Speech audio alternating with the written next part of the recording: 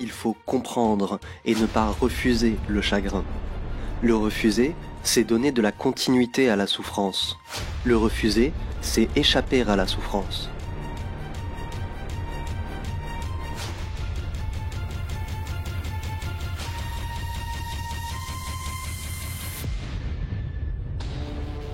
Pour comprendre la souffrance, il faut l'aborder directement, comme une expérience que vous faites, sans chercher à trouver un résultat déterminé.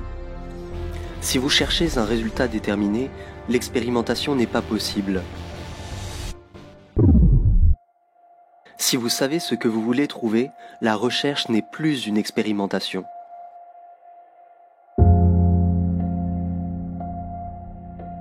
Si vous cherchez à vous débarrasser de la souffrance, ce qui est la condamner, vous ne pouvez pas comprendre son processus total.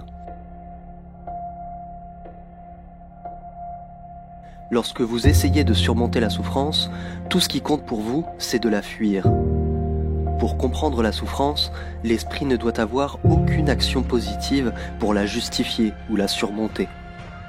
L'esprit doit être entièrement passif, silencieux et vigilant, afin qu'il puisse suivre sans hésitation le dévoilement du chagrin.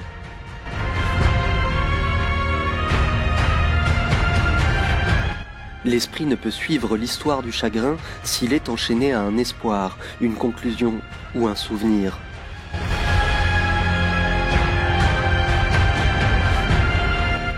Pour suivre le rapide mouvement de ce qui est, l'esprit doit être libre.